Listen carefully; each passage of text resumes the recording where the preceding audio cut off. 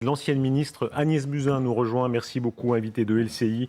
Agnès Buzyn était au timon de l'État dans les premières semaines de l'épidémie. Vous marquez de l'actualité de la semaine avec le retentissant article du Monde sur votre journal de la crise. Enjeux sanitaires, enjeux majeurs aussi en politique. La Cour de justice de la République qui vous a mis en examen pour mise en danger de la vie d'autrui. Le feuilleton avait été marqué en octobre 2020 par les perquisitions, notamment au domicile ou au bureau de plusieurs personnalités, Édouard Philippe, Olivier Véran, Sibeth Ndiaye, Jérôme Salomon. Le sort d'Édouard Philippe est particulièrement scruté. Pour l'instant, il est témoin assisté à ce stade. Bonsoir Agnès Buzyn. Bonsoir Darius Rochebin. Merci d'être notre invité. La publication de l'article du Monde cette semaine a eu un écho gigantesque. Vous reprenez toute cette histoire par le menu, vous en faites le cœur de votre défense. Quel est votre état d'esprit ? D'abord, ce journal dont est tiré un certain nombre d'extraits dans l'article du Monde n'avait pas vocation à être public. C'est un journal intime que j'ai créé pour mes enfants au moment de la crise. Et il a été saisi dans mon ordinateur par la Cour de justice de la République. Je n'ai jamais rendu public les échanges, messages, textos, mails que j'ai eus avec le président de la République ou le Premier ministre. Pardon, pour être très précis, qu'on comprenne bien, quand il y a eu la perquisition que l'on évoquait tout à l'heure, ils ont saisi votre ordinateur ? Mon ordinateur, tout ce qu'il y avait dedans, et mon téléphone, donc tous les textos qui sont là, qui sont cités dans l'article du Monde, sont évidemment cotés au dossier judiciaire. Vous avez discuté avec certains éditeurs, vous rapportez des scènes extraordinaires. Alors, il y a le cynisme de certains éditeurs, il y en a un à qui vous dites quand même, je préserve ma réputation. Il lui dit mais vous n'avez plus de réputation, Madame Buzyn. Cette scène, comment ça s'est passé ça ? En réalité, les éditeurs, et ça montre quand même le mal de notre époque, je voulais raconter cette histoire parce qu'elle est incroyable et quelque part, je le dois aux Français. Je n'aurais jamais mis les textos et les échanges privés dans le livre que je voulais publier. Je voulais juste raconter comment un virus arrive quand on est en fonction et comment on gère cela. Et en réalité, les différents éditeurs que j'ai vus m'ont dit « Non, votre livre ne se vendra que si vous dites du mal. » Si vous tapez, c'est l'expression Taper, voilà. Il faut du sang, il faut faire des gros titres. Et je leur ai dit « Mais ça n'est pas moi, en fait. Je veux juste raconter cette histoire, il n'y a pas de raison de taper. » Vous publierez, pour finir, ce journal ? Probablement, ouais. Vous avez des offres ? Oui. Beaucoup ? Depuis lundi, pas mal. Ouais. Et vous taperez ? Non. Ça ne mérite pas. L'histoire en elle-même est déjà quelque chose d'incroyable. Ce que nous avons vécu collectivement est incroyable. Il y a beaucoup de choses à raconter, beaucoup de choses à dire, des leçons à en tirer. Je pense que ça suffit pour en faire une histoire intéressante. Vous avez été menacé, vous avez reçu des menaces de mort, vous avez reçu des tombereaux d'insultes. Comment on survit à ça ? On survit très bien, puisque j'en ai encore aujourd'hui régulièrement sur les réseaux sociaux. Encore cette semaine, une lettre recommandée qui m'est arrivée à la Cour des comptes, d'insultes avec des dessins épouvantables. On survit parce qu'il y a des choses plus graves dans la vie. On va reparler de cette histoire par le menu, les réussites, mais aussi les mensonges, les erreurs, ceux qui ont mal agi dans cette crise du Covid avec des conséquences pour tant de gens. Un mot peut-être quand même avec l'actualité très immédiate, celle dont on parlait. C'est intéressant parce que c'est un regard sur aussi l'actualité d'aujourd'hui. La Chine, le fait que cette épidémie ait commencé, ou en tout cas qu'elle ait commencé à prospérer en Chine, en fait, ça a été un facteur aggravant. On ne mesure pas à quel point. Oui, je pense que si tout le monde se rend bien compte que... Pourquoi exactement ? En réalité, une pandémie mondiale nécessite des alertes très précoces, un échange d'informations transparent, et il est évident qu'avec des États totalitaires qui ont des intérêts multiples, intérieurs parfois, c'est beaucoup plus compliqué. Les Chinois ont menti. Il y a des moments très précis où vous racontez, ils vous mentent de façon éhontée. Je ne vais pas le dire comme ça. Je dirais qu'ils se sont arrangés avec la vérité. Je dirais que...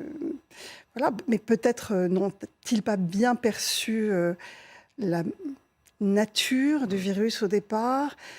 Ce qui est clair, c'est que pendant longtemps, il nous a été dit qu'il n'y avait pas de transmission interhumaine, que le virus venait d'un marché aux poissons, en gros qu'il passait d'un animal à l'homme, mais qu'entre humains, il n'y avait pas de risque de transmission. Et ça a été dit très longtemps, affirmé très longtemps. Et puis le fait, pardon, que c'est le pays où on fabrique les masques, une grande partie des produits médicaux, donc le même pays avec les blocages qui ont suivi et les errements, on va en reparler, qui ont lieu en France. Oui, alors ça, je crois que personne n'a réalisé que dans ce scénario catastrophe, outre le fait que le virus vienne d'un pays qui s'est arrangé longtemps avec la vérité. Vous pouvez traduire, en français ça s'appelle mensonge, mais vous êtes libre, je vous laisse vos formules. Personne ne s'était rendu compte que toute la production de matières premières pour les équipements, les blouses, les masques, était non seulement en Chine, mais dans la province de Hubei, c'est-à-dire autour de la ville de Wuhan. Donc quand Wuhan a fermé, ça devait être dans la nuit du 23 au 24 janvier 2020, en réalité, toutes les exportations se sont arrêtées. Et je crois que personne n'aurait pu imaginer un scénario, même dans un film, on aurait dit que ça n'est pas crédible. Les retards accumulés, vous décrivez comment l'OMS a sa part de responsabilité considérable. Vous appelez Tedros son chef, et là sans doute aussi le poids de la Chine, la puissance membre permanent du Conseil de sécurité compte aussi. En Europe, le retard des Allemands, j'aimerais que vous disiez ça, parce que c'est vraiment un point très important. Il y a un moment donné dans la crise, où c'est en janvier 2020, c'est ça, où vous appelez votre homologue allemand. Qu'est-ce qui se passe? Alors, en fait, la crise pour moi bascule dans la semaine du 21 au 25 janvier, où je réalise que d'abord ça va être plus grave que prévu, puisque en fait une rumeur commence à enfler au sein de l'OMS qu'il y a une transmission interhumaine. Donc pour moi qui suis médecin, je comprends que ça peut partir comme une épidémie, une pandémie. C'est pas du tout pareil que d'être un visiteur d'un marché aux poissons et d'attraper un virus localement. Il y a le premier cas en Europe qui est en France, dans la nuit du 24 au 25 janvier. Et le fait qu'en interrogeant les médecins qui suivent ce cas, je réalise que tout ce qu'on nous a raconté jusqu'à présent est probablement faux. Comment je le réalise? Je demande l'histoire de ce patient. Donc, il est à Bordeaux. Il a fait un voyage à Wuhan dans 2 jours, le 12 et 13 janvier. Il n'était pas du tout au marché aux poissons. Il était à l'autre bout de la ville. Et c'est une ville de 12 millions d'habitants. Donc c'est grand comme la région parisienne. Et à l'époque, il y avait 40 cas à Wuhan. Je me dis, comment cet homme qui a passé 48 heures à l'autre bout de la ville, dans une ville de 12 millions d'habitants, a attrapé ce virus, soi-disant autour du marché aux poissons, quand il y a 40 cas. Donc soit les Chinois sous-estiment complètement le nombre de contaminations, soit ils ne disent pas la vérité. Vous là, je réalise qu'on nous ment. Vous appelez l'homologue allemand Jens Spahn, je crois. Vous demandez un conseil des ministres européens. Alors avant d'appeler Jens Spahn, le soir où j'ai le premier patient, donc c'est le 24 janvier, je réalise donc que toute l'histoire n'est pas exactement celle qu'on nous raconte. L'OMS a refusé déjà à 2 reprises de déclarer l'alerte mondiale, la veille et l'avant-veille. Donc j'appelle d'abord Tedros, le directeur général de l'OMS. Je lui dis, mais pourquoi vous n'avez pas déclenché l'alerte? Il me dit que toutes les caractéristiques d'une alerte ne sont pas réunies, qu'il va se rendre en Chine et qu'il verra. Donc lui décide de partir en Chine. J'appelle ensuite la commissaire européenne à la santé, Stella Kyriakides. Je lui dis, qu'est-ce qu'on fait? Il faut que les Européens se réunissent. Elle refuse aussi d'accélérer. Alors, elle me dit, ce n'est pas moi, ce n'est pas la commissaire européenne qui peut organiser un conseil des ministres, il faut appeler les Croates. C'est les Croates qui présidaient le Conseil européen. J'appelle mon homologue croate, c'est très compliqué de l'avoir, je ne l'ai pas tout de suite. Et puis, le lendemain, j'appelle Jens Spahn, qui est donc le ministre allemand. Je lui dis, Jens, je le connais bien, on s'entend bien, il faut qu'on se réunisse, il faut qu'on discute de cette crise du coronavirus. Il me dit, oh non mais c'est rien, c'est la grippe. Je lui dis, non, c'est pas la grippe, ça m'a l'air beaucoup plus grave. Le fameux mot de grippe ou de grippette, qui va marquer pendant un certain temps là. Absolument, et donc il me le dit en anglais, it's the flu. Je lui dis, non, ça n'est pas la grippe, je pense que c'est beaucoup plus grave. Et il me dit, je ne sais pas, ça ne se traite pas à mon niveau, c'est des experts qui gèrent ça, je te rappelle. Il me rappelle 1 heure plus tard, et donc Il me dit, bon, les experts disent qu'en Allemagne, chaque Länder prend des décisions. Donc, il n'y a pas de coordination à ce moment-là fédérale. En tout cas, résultat, 3 semaines de retard. Absolument. Et il Pendant me dit, ce temps, tout ça, ce sont des morts potentielles, des malades potentiels. en tous les cas, je n'obtiens pas de Conseil des ministres européens. Je me bats pour en avoir un. Le ministre des Affaires étrangères, Jean-Yves Le Drian, prend la main la semaine qui suit. Et nous apprenons qu'en réalité, sur les 27 pays européens, 23 n'en voient pas l'utilité. Alors là, je m'énerve.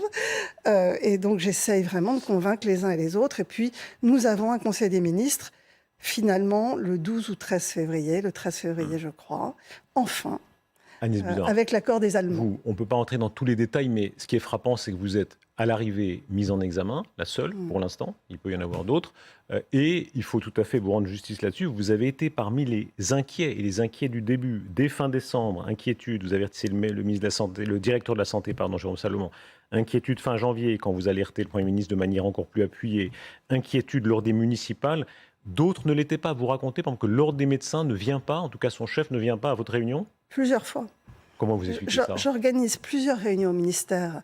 Alors, en réalité, dès ce 24 janvier, quand je comprends qu'en fait, tout ce qu'on nous raconte est faux, je fais branle-bas de combat. C'est-à-dire que le 25, c'est un samedi matin, j'envoie un texto à mon directeur de cabinet en lui disant « Je veux savoir les stocks, je veux savoir combien on a de lits de réanimation, je veux savoir les stocks dans les hôpitaux, je veux qu'on réunisse tous les experts scientifiques au ministère pour qu'on nous prépare des protocoles cliniques, je veux avoir des scénarios écrits par Santé publique France pour le lendemain, puisque avec Édouard Philippe organise une réunion de ministres à ma demande le lendemain, le dimanche, et je lui dis, je veux...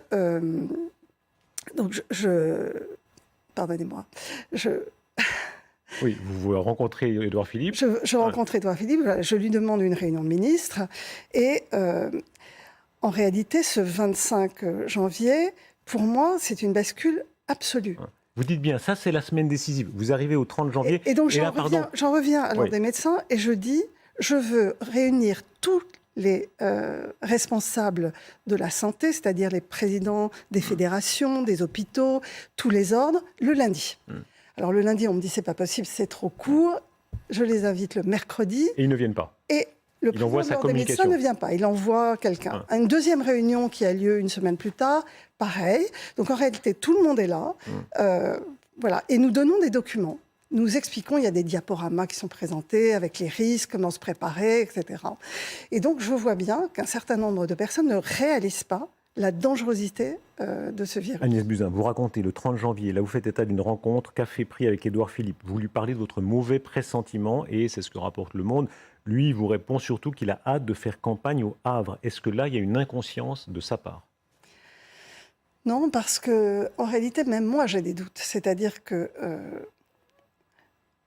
je ne suis pas en phase avec la communauté internationale. Je ne suis pas en phase avec ce qu'on appelle le CDC européen, c'est-à-dire le centre de surveillance des maladies européens. Je ne suis pas du tout en phase avec l'OMS.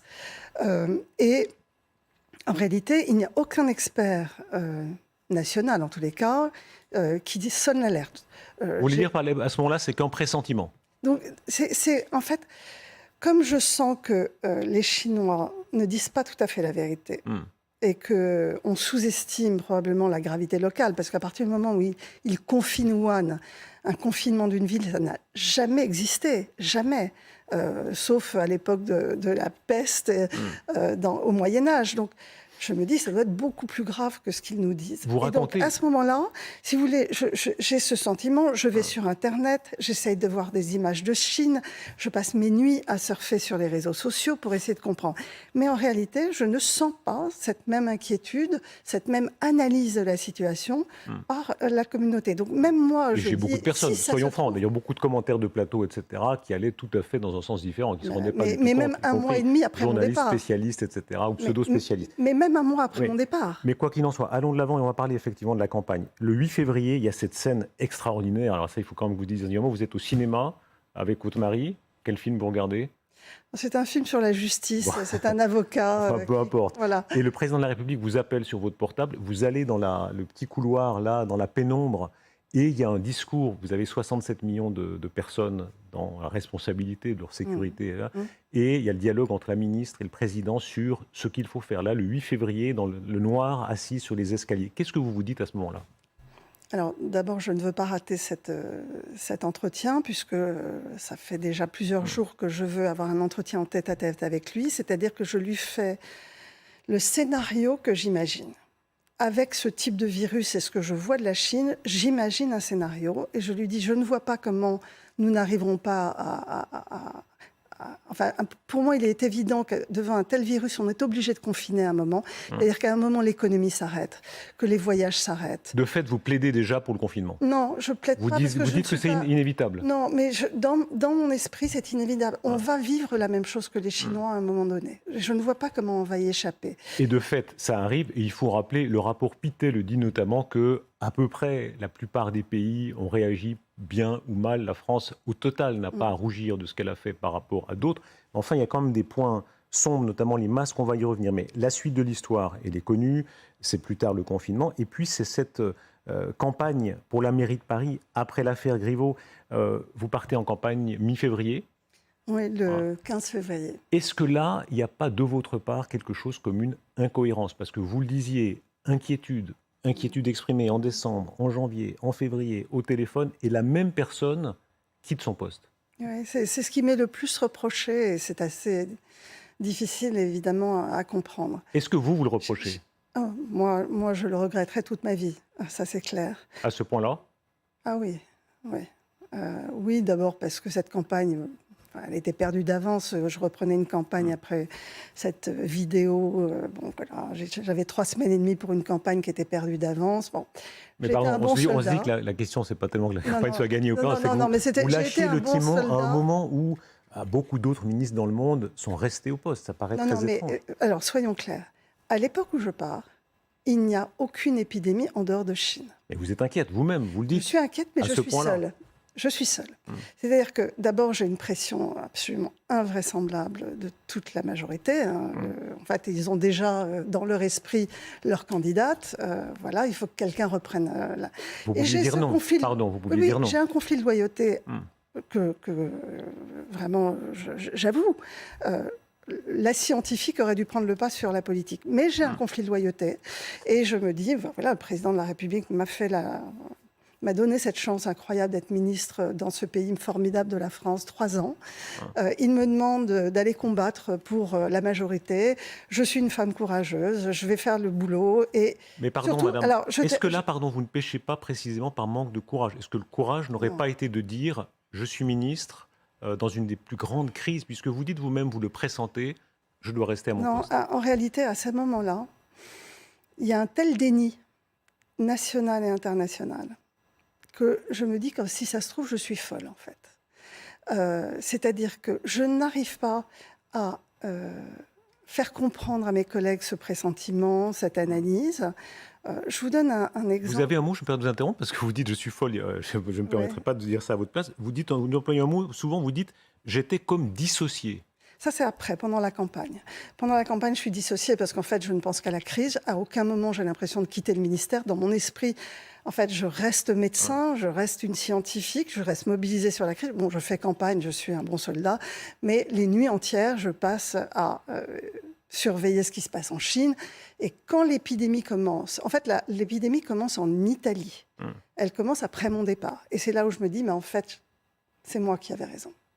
Et c'est là où je me dis, j'aurais dû rester. D'ailleurs, ce texto n'est pas dans Le Monde, mais j'envoie un texto à Édouard Philippe en disant c'est pour moi un crève-cœur que de ne pas être avec vous pour gérer cette crise.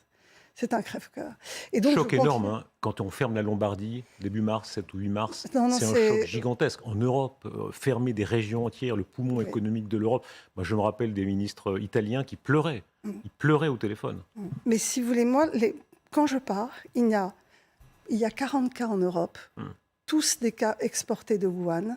Il n'y a pas d'épidémie, il n'y a pas de chaîne de transmission dans le monde en dehors de la Chine. On a à peu près 18 jours sans nouveaux cas en France.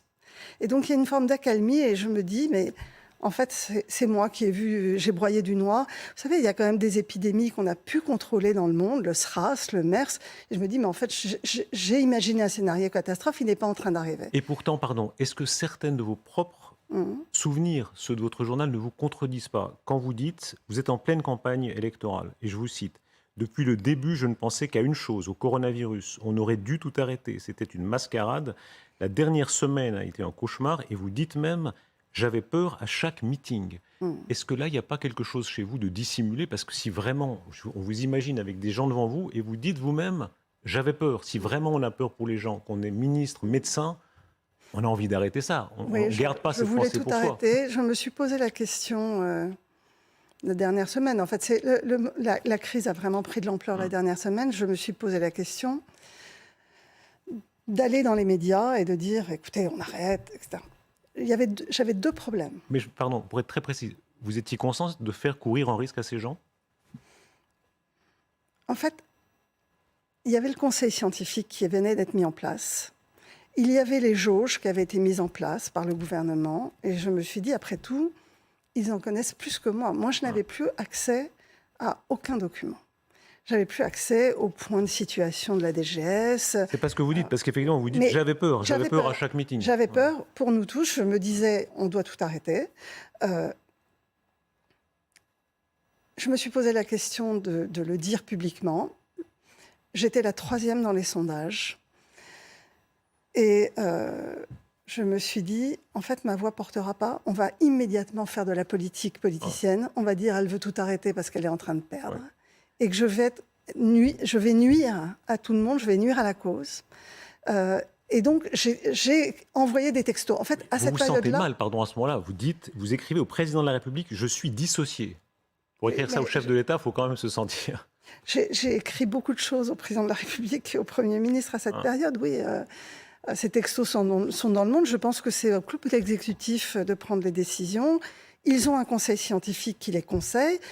Après tout, je n'ai pas tous les documents, je n'ai pas toutes les informations. Vous avez péché là par ambition? Par ambition pour la mairie de Paris? Devenir maire de Paris, oui, c'est quand même quelque chose.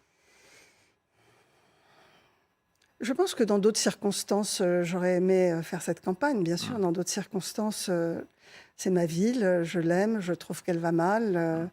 Mais ça tombait mal. Et d'ailleurs, ce qui est incroyable dans cette histoire, c'est que je venais de dire au président de la République et au Premier ministre que je ne souhaitais même pas m'engager avec Benjamin Griveaux quand on m'a demandé de partir en campagne. Et puis là, pour être honnête, le deal initial que j'ai essayé de négocier était quand même que je reste ministre, comme ça a été le cas pour Gérald Darmanin et Édouard Philippe.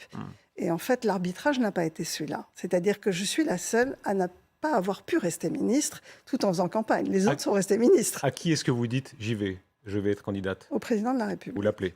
Non, on a un rendez-vous téléphonique le dimanche matin où il attend ma réponse. Alors, il y a des larmes et il y a des sourires dans vos souvenirs parce qu'il y a certains SMS qui sont plus savoureux sur la relation avec Nicolas Sarkozy. Alors là, on est plutôt dans l'ordre du sourire.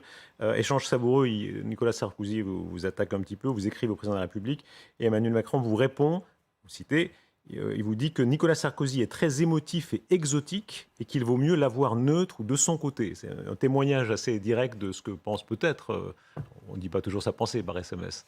Ça veut dire quoi, exotique d'ailleurs? C'est pour ça que mon livre ne plaisait pas aux éditeurs, c'est que je refusais d'y mettre des échanges textos. Je trouve que ça ne se fait pas. En réalité, quand on a la chance de... Quitte à être joueur, là vous l'avez quand même montré à la journaliste. Là. J'ai rien montré à la journaliste. Elle l'a prise directement dans le... Elle a accès à un journal qui est à la Cour de justice de la République. Tous ces textos sont dans les mains des juges. Vous déplorez que ce soit... Moi, dans ce dossier, jamais mis dans un livre. J'aurais peut-être mis mes textos à moi, parce que voilà, mais certainement pas les réponses, parce que j'estime que c'est du domaine privé. Donc, pour le sourire, ça veut dire quoi, Nicolas Sarkozy, exotique? Il m'avait hurlé dessus en disant qu'il allait sulfater ma campagne. Enfin bon, bref. Voilà, on connaît le personnage. Les sourires et les larmes, vous avez beaucoup pleuré? Quand je suis partie du ministère, oui, c'était très dur. Très, très dur. C'était un déchirement, je le dis d'ailleurs.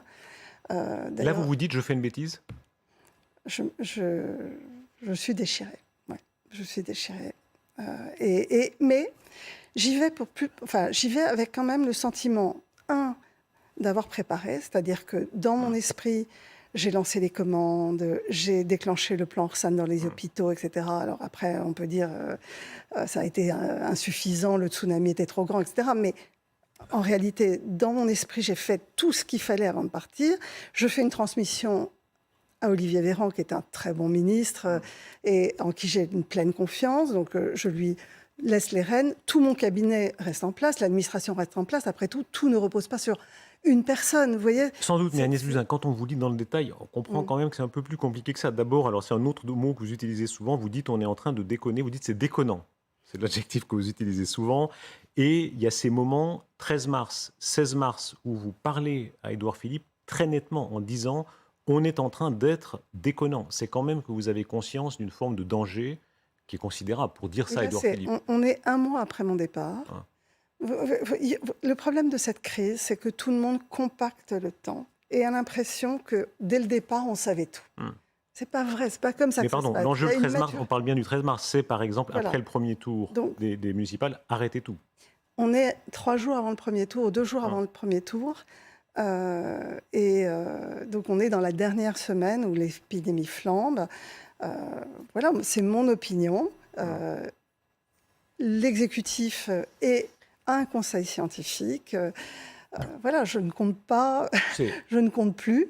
Il est très difficile de juger dans toutes ces affaires parce que tout le monde, beaucoup de gens se sont trompés, y compris parmi les plus raisonnables. Quoi qu'il en soit, il y a des moments de prémonition incroyables. Puisqu'on parle d'Édouard Philippe, il y a cette phrase, c'est dans le fameux documentaire « Édouard, mon pote de droite » de Laurent Sibien. C'est septembre 2018. Il faut la lire parce qu'évidemment, quand on lit ça avec le recul, c'est absolument fascinant. Édouard Philippe qui dit « On est en 2018. Peut-être que dans 5 ans, on me reprochera de ne pas avoir augmenté les efforts dans la recherche médicale parce qu'il y aura un virus qu'on n'a pas vu venir. Et puis, quitte à être Madame Soleil, ça continue un peu dans la même veine. Peut-être que dans 5 ans, quelqu'un viendra me dire « Vous n'avez pas vu que les Russes allaient envahir la Pologne ?» Alors, pas la Pologne, en tout cas, prions pour que ce ne soit pas le cas plus tard. Vous étiez où pendant qu'aux frontières de l'Europe, il y avait des hommes forts qui étaient en train de réarmer à fond? Alors quand on voit ça, est-ce que c'est un don de prescience? Laissons de côté l'histoire russe, mais sur le Covid, est-ce qu'il y avait à ce point-là une conscience chez lui, chez vous, chez d'autres, que ça allait arriver? Mais alors là, je parle en tant que scientifique. Toute la communauté scientifique se prépare depuis des années, via l'OMS, en fait, qui a vraiment un groupe de travail sur le sujet, se prépare aux crises sanitaires et notamment aux pandémies. Donc il y a ce qu'on appelle le règlement sanitaire international, il y a des audits croisés des États entre eux pour voir la préparation. En réalité, tout le monde a en tête qu'un jour, il y aura une crise. Il y a eu H1N1, il y a eu la grippe aviaire, il y a eu le SRAS, il y a eu le MERS, il y a eu Ebola. Donc en réalité, il y a en permanence des crises qui, jusque-là, avaient été quand même circonscrites. Donc vous aviez l'idée que ça arriverait tôt ou tard? Oui, tout le monde savait. D'ailleurs, je crois que Bill Gates le dit il y a une dizaine d'années. Tous les complotistes, évidemment, s'emparent de ça en disant, vous voyez, ils savaient. Mais c'est pas de la prémonition, c'est pas ils savaient, c'est que simplement on voit bien que la déforestation fait que les chauves-souris rentrent dans les villes, que les chauves-souris sont porteuses énormément de virus. On voit bien que Ebola a de plus en plus de mal à être circonscrit. S'il fallait résumer, comment expliquer, parce que pour un candide, ça paraît inexplicable que de cette conscience générale quand même existante chez les gens informés, les médecins dont vous étiez, on arrive à ces scènes, on les a tous en mémoire de soignants qui doivent mettre des sacs poubelles à la place de tenues de protection dans un des pays les plus fortunés quand même du monde. Oui, mais c'est le cas de tous les pays. Oui. Et encore une fois, il n'y a pas de... C'est le cas de tous les pays. Enfin, qu'on soit arrivé à ce degré-là, particularité française, parmi les stocks de masques. Depuis 2011, n'est-ce pas, doctrine 2011, il n'y avait plus de stock stratégique de masques. Alors, enfin, c'est plus compliqué. Je ne sais pas si vous voulez qu'on rentre vraiment... je ne vais pas résumer 20 ans d'historique des masques. En gros, si je veux faire simple, on dit il y a une dizaine d'années qu'il faut arrêter de faire des stocks immenses qui se périment, etc. Mais ça, c'est un changement un peu partout dans le monde. L'OMS non plus arrête de faire des stocks aussi parce que personne ne sait gérer des stocks de milliards. Bref. Mais donc on dit on a des stocks qui sont réservés à ce qu'on appelle des stocks tampons pour tenir un mois en attendant les commandes. Ce que personne n'avait envisagé, c'est que les commandes n'arriveraient jamais. Parce que tout était fabriqué en Chine et à Wuhan. Et ça, c'est ce scénario-là, en fait, qui crée la catastrophe mondiale. Est-ce que vous comprenez le sentiment de colère? Il y a un certain nombre de plaintes. Est-ce que vous savez d'ailleurs combien? C'est François Molins, dans cette même émission, qui avait annoncé qu'il y avait des milliers de plaintes déposées auprès de la Cour de justice de la République. Dans combien de plaintes vous êtes mentionné vous-même? Alors, il y a 17 plaintes qui ont été retenues, il y en a une vingtaine, 20 000 qui ont été envoyées, mais vous savez, beaucoup ont été recueillis sur Internet par un avocat qui demandait qu'on mette 2 euros et qui, voilà, bon. Après, Mais bien retenues sûr, contre vous, vous savez combien elles sont? 17? non, les 17 sont contre les 3 ministres, globalement. Ça. Enfin, on est tous à peu près associés, plus ou moins. Mais enfin, on a les mêmes plaintes et les mêmes griefs, en gros. Mais bien sûr que non seulement je comprends la colère, mais j'ai eu très peur. Moi, la première décision que j'ai prise quand la campagne s'est terminée, c'est-à-dire le lendemain du premier tour, avant même que le confinement soit annoncé, j'ai écrit au président de la République, je lui ai dit j'arrête tout. Moi, je ne fais pas un deuxième tour de campagne, je repars à l'hôpital. Je vais travailler et je vais prendre ma part. Tous mes enfants étaient au front. Mais pourquoi vous ne l'avez pas fait? Mais je l'ai fait. Je suis partie travailler à Percy. Ah oui, à ce moment-là. Oui. Oui, mais en fait, le jour où la campagne s'est arrêtée, je suis partie travailler à l'hôpital. Toute ma famille était à l'hôpital. Et c'est aussi une des raisons pour laquelle j'ai écrit ce journal. Parce que je me suis dit, voilà, si ça se trouve, je vais mourir à l'hôpital en travaillant. On ne savait pas combien de personnes allaient mourir, on ne savait pas. Et je préfère laisser une trace de ce que j'ai fait. Les masques, le fait que des soignants aient été sans masque FFP2, que des médecins généralistes, ici sur ces plateaux, on les a entendus, qui considéraient que oui, il y avait là une faute gravissime. Alors, bon, tout ça est instruit par la Cour de justice, donc je trouve que c'est un peu embêtant que je vous donne des détails, puisque après tout, n'importe quel journaliste d'investigation pourrait faire ce travail rétrospectif. Mais madame, on dit que tout se résume en une phrase tout de même.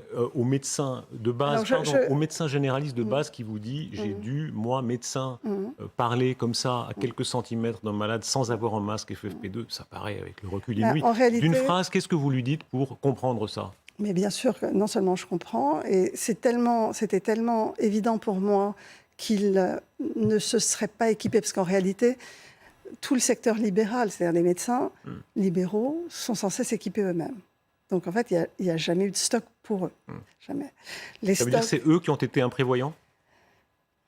Je n'ai certainement pas envie de dire ça, parce qu'ils ont été au front. Et comme je me suis doutée qu'ils n'en auraient pas, la première chose que j'ai faite, la première décision de ma première commande de masque, je l'ai faite le 24 janvier, avant même que l'OMS déclare une urgence de santé publique. Je l'ai fait. Je vais rappeler quand même que le 24 janvier, il y avait 26 morts en Chine. 300 malades en Chine, 26 morts en Chine. Donc, ça n'était pas encore une épidémie en Chine, à peine. J'ai commandé des masques. Les premiers masques que j'ai commandés, c'est pour les soignants. J'ai reconstitué un stock d'État pour les soignants parce que j'avais là aussi le pressentiment que les soignants n'avaient pas forcément leur stock. Mais en réalité, les stocks pour les soignants avaient été décentralisés aux hôpitaux bien avant mon arrivée. Donc, il n'y en avait plus. Je l'ai reconstitué en janvier. Chacun refera l'histoire à sa façon. Et évidemment, c'est une crise tellement majeure. Chacun jugera à quel point les pays ont bien fait ou mal fait. D'ailleurs, par parenthèse, les dictatures, contrairement à ce qu'on disait, n'ont pas mieux fait que les démocraties libérales, très loin de là. Et c'est une des erreurs qui ont été commises parfois, y compris par la presse. Il faut prendre sa part. Vous êtes mise en examen. C'est un choc, ça? Oui, quand on sait qu'on a été la plus précoce en Europe. Je ne veux pas parler de l'Asie, parce que l'Asie, ils ont eu le SRAS, le MERS, et donc peut-être qu'ils ont été plus réactifs, je n'en sais rien. Mais pour l'Europe, je sais à quel point j'ai été la plus rapide, la plus en alerte. J'ai essayé de mobiliser tout le monde. J'ai été la première à faire des commandes. Oui. Vous avez été très précoce, mais c'est quand même le cœur de beaucoup de points qu'on a vus. Est-ce que vous avez été cohérente avec ça? C'est-à-dire, est-ce que, par ambition, par envie, beaucoup de gens peuvent l'avoir, de faire carrière, vous avez vraiment tenu compte de ça? Ou est-ce qu'au fond, en abandonnant le ministère, en continuant dans une campagne, alors que vous saviez, vous pensiez dire, vous disiez vous-même tout à l'heure, vous étiez devant des gens en vous disant c'est dangereux ce qu'on est en train de faire, est-ce que là, vous avez été incohérente? Est-ce que là, vous avez un regret? J'ai un regret, évidemment. D'abord, ça apparaît incohérent. Après, Les ténors de la majorité savent Mmh. les arguments qu'ils ont employés pour me convaincre. Le président de la République sait les arguments qu'il a utilisés pour me convaincre. Mais Voilà, la je n'ai médecin, pas c'est vous. forcément La envie. médecin, c'est vous. La ministre, c'est Oui, vous. oui, bien sûr, mais il y a un moment où, quand vous êtes toute seule au monde à avoir peur d'une crise, qu'il n'y a plus de malades depuis plusieurs jours, que l'ensemble des experts, franchement, de cette époque-là, nient la gravité, vous vous dites aussi, mais en fait, peut-être que c'est moi. Peut-être que c'est moi qui imagine le pire. Et j'ai douté de ma clairvoyance. La dureté de ce que vous avez subi, parce que être mis en examen, voir, vous aviez une carrière devant vous, on parlait de cet éditeur tout à l'heure qui disait plus de réputation. Voilà. On se rappelle un Roland Dumas qui, au cœur de certaines crises, avait même la tentation du suicide. Il voit la canne de son père, en voyant la canne de son père qui était résistant, il dit je peux pas faire ça. Vous avez vécu ce genre de moment? Oui, une fois ou deux. Mais j'ai une famille absolument extraordinaire. Et puis, mon exercice professionnel de médecin m'a appris que la seule chose qui est grave dans la vie, c'est la maladie, la perte d'un enfant. Et donc, je me suis ressaisie en me disant qu'après tout, une réputation, eh bien, personne n'en meurt. Et qu'il fallait que je continue à être là pour mes enfants. Et donc, j'ai continué. Et je continue mon fil rouge de ma vie, ma carrière de médecin. Je suis partie à l'OMS. J'ai continué à m'occuper de santé. J'avais interviewé votre père, Élie Buzyn, rescapé d'Auschwitz, qui disait à Auschwitz, c'était facile de se suicider, il suffisait d'aller à la barrière. C'était la formule dans de l'argot d'Auschwitz, où on allait à la barrière électrifiée. Et il disait très peu se suicider parce qu'il ne fallait pas faire ce cadeau à ses ennemis. Le courage était de continuer. Le courage, c'est de continuer. Vous êtes médecin. Vous dites à quel point ça a été une vocation pour vous, la mort, la présence de la mort tellement omniprésente dans cette crise, les pauvres gens qui parfois devaient parler par FaceTime parce qu'ils ne pouvaient même pas dire au revoir à leurs proches. Ça a été une blessure pour vous. Est-ce qu'il y a un sentiment de culpabilité?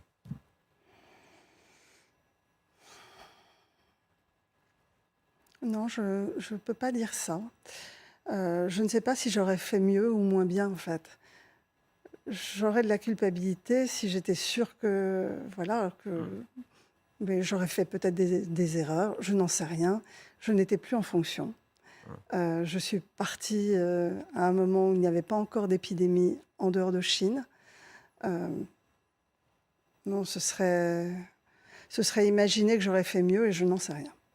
Vous racontez, je crois que vous avez 5 ans, vous êtes à l'école et il y a une petite Zoé qui vient s'asseoir à côté de vous, c'est ça? C'était ma voisine de classe, ouais, j'étais au CP. Et Zoé, un jour, a disparu. La maîtresse a dit qu'elle était malade. Et au bout d'une semaine, elle nous a annoncé qu'elle était morte. Et qu'elle était morte d'une leucémie. Et donc, j'ai dédié ma vie à lutter contre la leucémie. Après, j'ai élargi mon champ à la santé publique. J'ai eu des postes qui m'ont permis de découvrir la cancérologie en général, la santé publique. Et je souhaite évidemment continuer ce fil rouge. Est-ce que l'ambition vous a dévié de cela? L'ambition est un moteur tellement puissant. Vous étiez médecin, hématologue. Et quand on voit les épisodes précédents, vous avez souvent réagi plutôt comme une politicienne, peut-être pour le meilleur, mais parfois pour le pire, comme on le voyait tout à l'heure. J'ai surtout réagi comme une scientifique. En fait, en acceptant ce poste, je voulais que la science rentre en politique. Très difficile, la science en politique. Parce que la science est souvent contre-intuitive et la politique, c'est quand même le bon sens près de chez vous.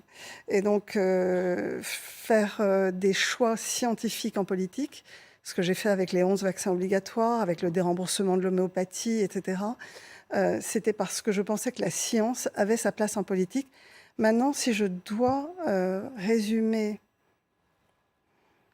et faire un retour d'expérience, la question que je me pose, c'est est-ce que c'est à la société civile, je venais de la société civile, est-ce que c'est à la société civile de s'adapter à la politique, ou est-ce que ça ne devrait pas être plutôt la politique qui s'adapte à la société civile? Vous êtes convoqué régulièrement dans la Cour de justice de la République. À quelle fréquence? Une fois par mois. Est-ce que selon vous, c'est normal ou est-ce que c'est dangereux que la politique soit ainsi judiciarisée, qu'on demande de rendre des comptes dans ces circonstances à une politique? De rendre des comptes, c'est totalement normal. Moi, je pense qu'il faut toujours être redevable. On est en responsabilité, il faut rendre des comptes. La judiciarisation de la vie politique, pour vous donner un exemple, ça pourrait être le ministre de l'Intérieur et le Premier ministre de l'époque qui soient mis en examen à cause des attentats de Paris, du Bataclan du 15 novembre. Parce qu'on pourrait leur reprocher que 10 ans avant, on ait supprimé des postes dans le renseignement ou qu'on n'a pas changé les voitures des policiers, qu'elles étaient trop lentes. En fait, c'est là où ça devient compliqué. C'est-à-dire que si tous les choix politiques, voire budgétaires, qu'on peut être amené à faire dans un pays, doivent être réfléchis à l'aune d'un risque pénal, effectivement, je pense que ça guérira beaucoup de gens de l'envie de faire de la politique. Édouard Philippe a été entendu le 18 octobre. Il n'est pas mis en examen, justement, il est témoin assisté. Est-ce que selon vous, quoi qu'il en soit, quoi qu'on en juge, son degré de responsabilité est le même que le vôtre? D'abord, je ne connais pas les griefs qui sont les siens. Je n'ai pas. Il n'y a pas beaucoup d'imagination. Je crois que ce sont les mêmes sujets, moi aussi. Oui, ce sont les mêmes sujets. Ouais. Son degré de responsabilité est le même que le vôtre, selon vous?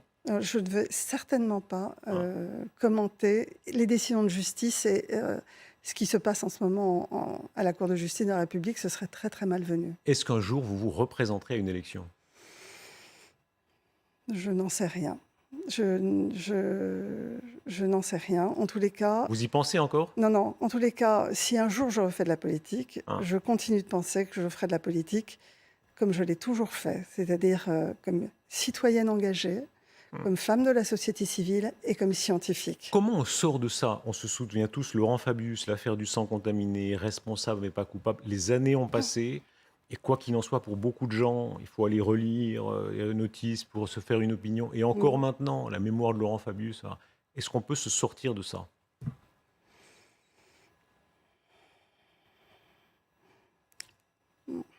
On en sort aguerri. Vous vous rendez compte que la grande majorité du temps que nous avons passé ensemble, c'est sur mon choix de partir en campagne. Est-ce qu'on peut reprocher à une femme qui à un moment s'engage dans l'action publique, d'être fidèle au parti qu'il a... Voilà.